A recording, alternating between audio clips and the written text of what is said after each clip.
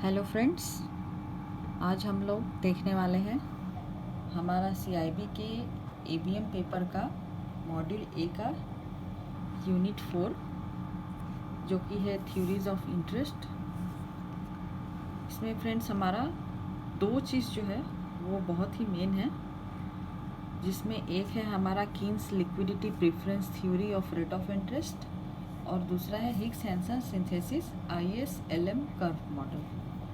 तो चलिए शुरू करते हैं हमारे टॉपिक।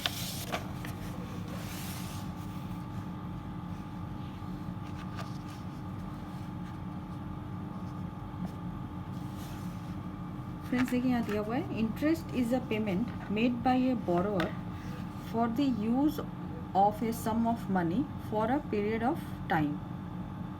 जब भी कोई बोरोअर जो है वो किसी से पैसे उधार में लेके और उसको एक पर्टिकुलर टाइम पीरियड के लिए यूटिलाइज करता है, तो उस बोरोड मनी के लिए उसको उसके ऊपर कुछ इंटरेस्ट पेड करने होते हैं।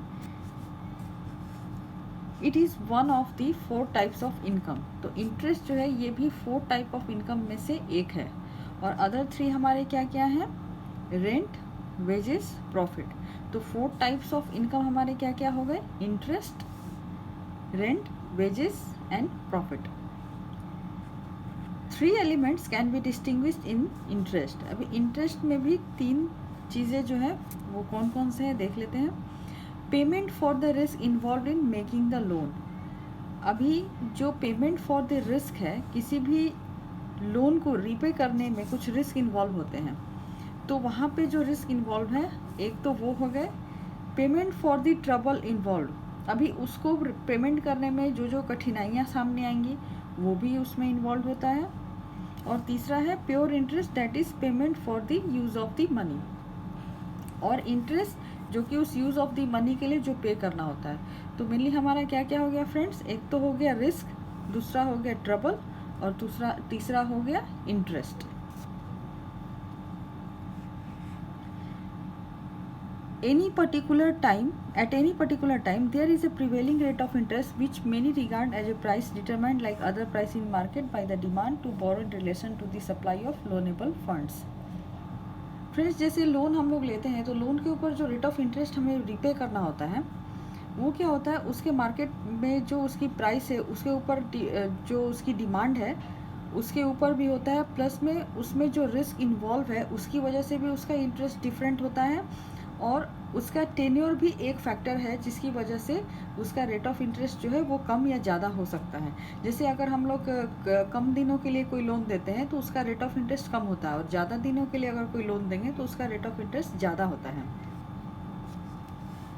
उसी तरह से अगर किसी लोन में अगर सिक्योरिटी वैल्यू कम है या सिक्योरिटी नहीं है या क्लीन लोन है, तो वहाँ पे रिस्क फैक्टर ज़्यादा होता है, तो उसका रेट ऑफ इंटरेस्ट ज़्यादा होता है। और जिस लोन में कोलैटरल वैल्यू या सिक्योरिटी की वैल्यू ज़्यादा होती है, वहाँ पे रेट ऑफ इंटरेस्ट कम होता है। अभी इसी इंटरेस्ट थ्योरी को समझने के लिए हम लोग यहाँ देखेंगे कीन्स का liquidity preference theory of rate of interest. Friends James Keynes जो थे उन्होंने एक बुक लिखी थी जिसका नाम था the general theory of employment, interest and money. The rate of interest is a purely monetary phenomenon and is determined by demand for money and supply of money. उन्होंने ये बताया था कि जो रेट ऑफ इंटरेस्ट जो है वो किस चीज़ पर डिपेंड करता है? वो डिपेंड करता है कि मनी की कितनी डिमांड है और मनी की कितनी सप्लाई है, इसके ऊपर ही उसका रेट ऑफ इंटरेस्ट डिपेंड करेगा। और इसी थ्योरी को हम लोग लिक्विडिटी प्रेफरेंस थ्योरी कहते हैं। अभी फ्रेंड्स यहाँ पे दे रहा है कि the demand for money in A 2 asset economy. 2 asset economy क्या है? डिमांड फॉर मनी के लिए 2 एसेट इकोनॉमी क्या है? तो 2 एसेट इकोनॉमी है, पहला है money in the form of currency and current deposit in the banks which earn no interest, और दूसरा है long term bonds. Friends market में जो मनी होती है उसको लोग 2 तरह से इन्वेस्ट करना पसंद करते हैं। पहला है money in the form of currency and current deposit in the bank which earn no interest. जो करेंसी के फॉर्म में जो लिक्विड कैश है, कैश फॉर्म, और डिमांड डिपॉजिट जो होती है वहाँ पे जो हम लोग मनी रखते हैं जिसपे कि हमें बहुत ही कम इंटरेस्ट या कुछ भी इंटरेस्ट नहीं मिलता है। और दूसरा होता है लॉन्ग टर्म बॉन्ड, जिसमें कि हम लोगों को अच्छी रेट ऑफ इंटरेस्ट और अच्छे रिटर्न मिलते हैं, तो वो हो गया long term bond. It is important to note that rate of interest and bond prices are inversely related. Friends, rate of interest और बॉन्ड वैल्यू जो होती है वो इन्वर्सली रिलेटेड होती है। Higher the level of nominal income in a two asset economy, more the money people would want to hold in their portfolio balance. Friends, एक nominal income भी है। नॉमिनल इनकम अगर इंक्रीज होगी तो लोग जो हैं वो उनके पास ज़्यादा मनी होगा इन्वेस्ट करने के लिए।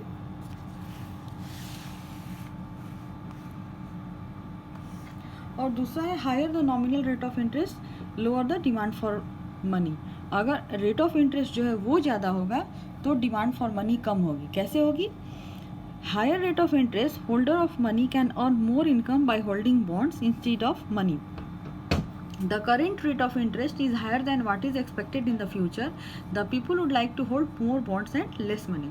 फ्रेंड्स, जैसे अभी करंट रेट ऑफ इंटरेस्ट ज़्यादा है और फ्यूचर में मिलने वाला रेट ऑफ इंटरेस्ट कम है, तो लोग क्या करेंगे, वो ज़्यादा से ज़्यादा बॉन्ड में इन्वेस्ट करेंगे।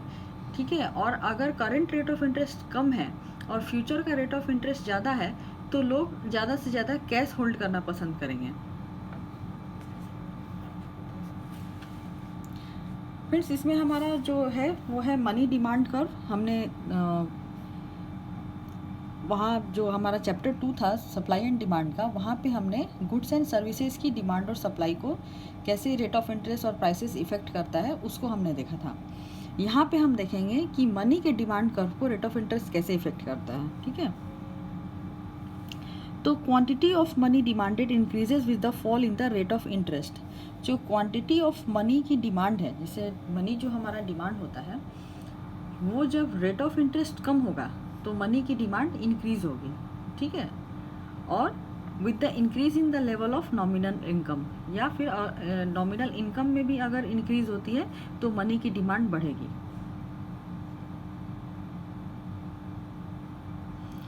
इसी को यहाँ पे फ्रेंड्स देखिए ग्राफ के द्वारा समझाया गया है। यहाँ पे हमारा रेट ऑफ इंटरेस्ट है, यहाँ हमारा क्वांटिटी ऑफ मनी है। तो हमारा ये जो LP1 है ये डिमांड है और ये LP2 जो है ये आपका शिफ्ट इन डिमांड है।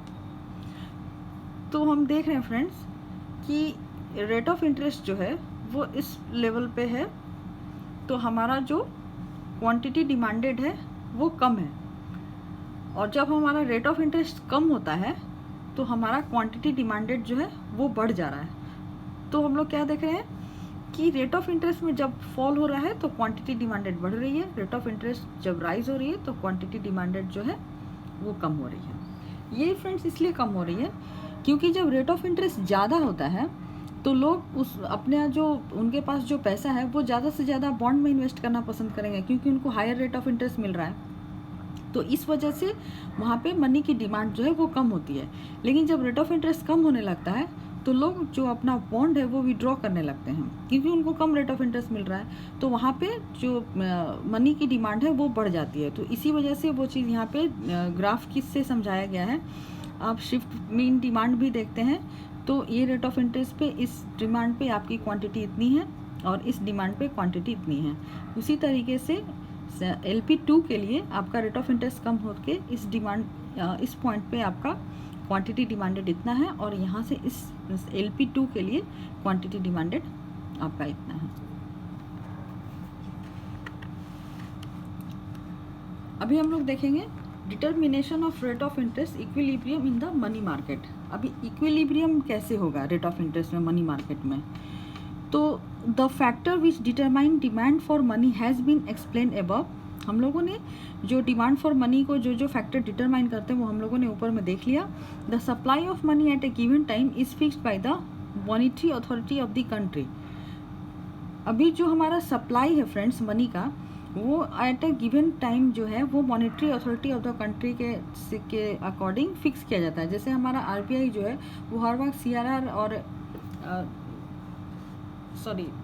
रेपो रेट और रिवर्स रेपो रेट और CRR जो है वो डिक्लेयर करती है।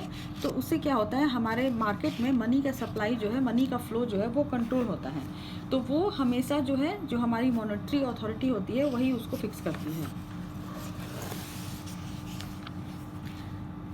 अभी फ्रेंड्स ये ग्राफ हम लोग देख रहे हैं, यहाँ पे देखिए ये जो MS लाइन दी हुई है ये मनी सप्लाई है। मनी सप्लाई जो है उसको यहाँ पे कांस्टेंट रखा गया है, और ये जो है कर्व ये हमारा डिमांड कर्व है जो कि डाउनवर्ड स्लोप है। मैंने आपको पहले भी बताया था, डिमांड जो है वो डाउनवर्ड स्लोप जाती है और सप्लाई जो है वो अपवर्ड इसमें जाती है।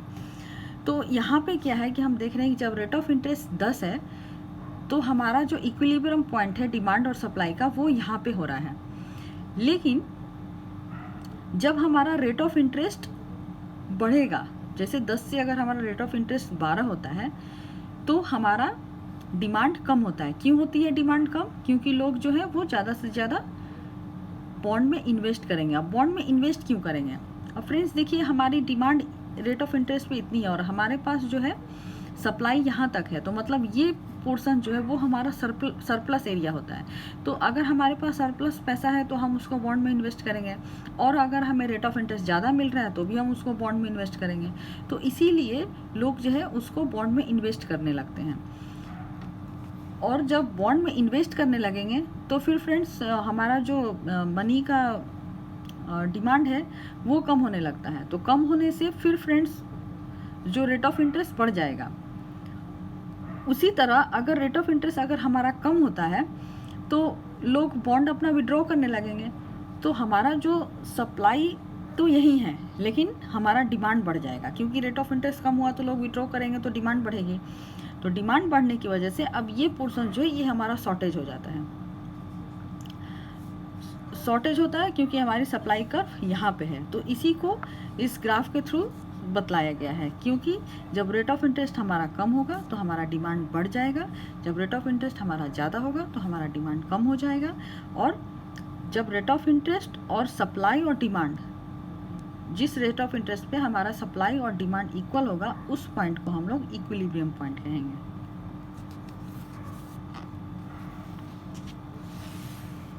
अभी फ्रेंड नेक्स्ट है हमारा effect of an increase in the money supply. अभी मनी सप्लाई अगर इंक्रीज होती है तो वहाँ पे हमारा इक्विलिब्रियम का क्या इफेक्ट आता है।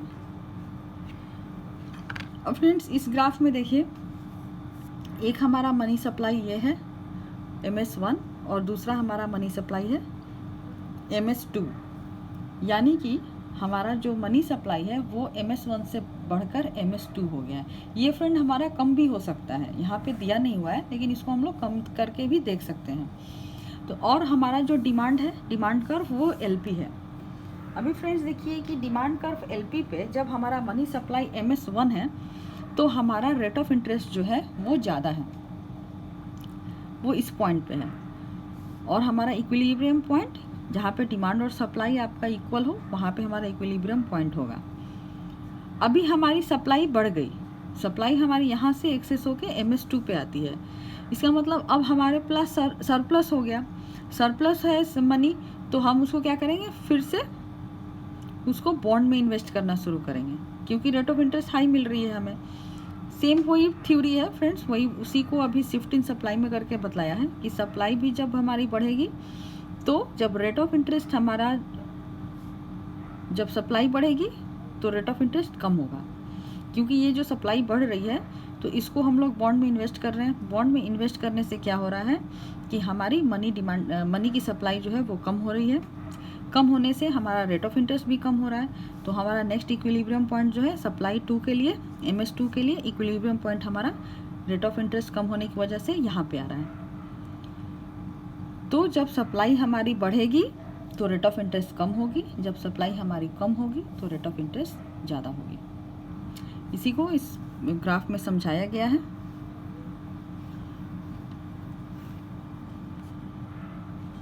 देखिए इसको यहाँ पे बुक में भी दिया हुआ है कि increase in the quantity of money through buying securities by the central bank of the country from the open market will lower the rate of interest.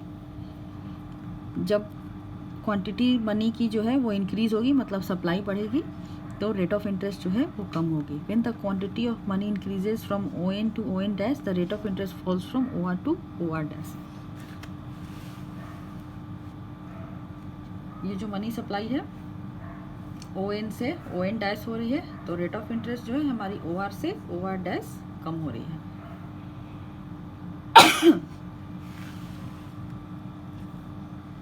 Move down on the curve, money demand curve or liquidity preference, and increase in the quantity of money brings down the rate of interest. So friends, increase in the quantity of money will bring down the rate of interest.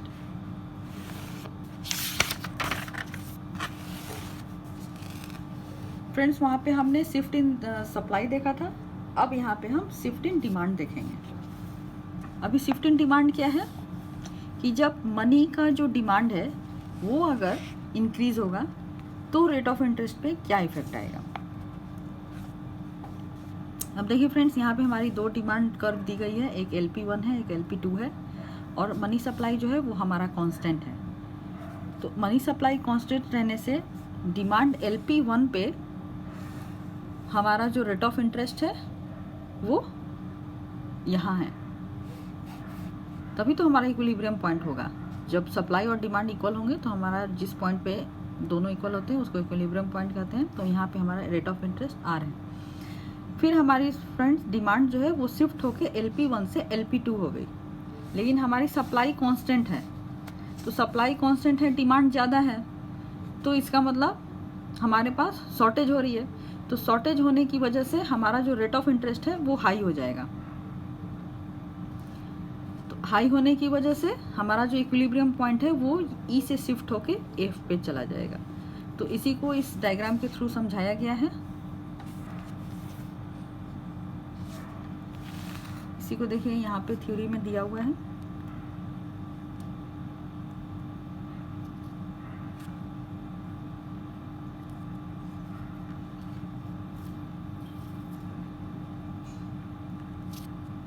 Money demand will increase, which will bring about an upward shift in the money demand curve or liquidity preference curve, and this will rise the rate of interest. जब money की demand increase हो रही है, यहाँ पे देखिए money की demand increase होकर यहाँ से यहाँ शिफ्ट हो रही है, तो raise the rate of interest. तो रेट ऑफ इंटरेस्ट जो है हमारा R से इंक्रीज होके H हो रहा है। फ्रेंड्स, नेक्स्ट है हमारा हिग्स एंड हैंसन सिंथेसिस। ये मैं आपको इस वीडियो के पार्ट 2 में बताऊंगी। तो अगर आपको हमारा सेशन अच्छा लगा हो तो आप हमारे चैनल को सब्सक्राइब कर सकते हैं। बेल आइकन को प्रेस करिए फॉर नोटिफिकेशन। और अगर आपको हमारा वीडियो अच्छा लगा हो तो आप थम्स अप और थम्स डाउन बटन को प्रेस करके वीडियो को लाइक और डिसलाइक भी कर सकते हैं। So keep watching friends and thank you. हम लोग नेक्स्ट वीडियो लेकर फिर मिलेंगे बहुत जल्दी, जिसमें मैं आपको हिग्स एंड हैंसन सिंथेसिस को बताऊंगी।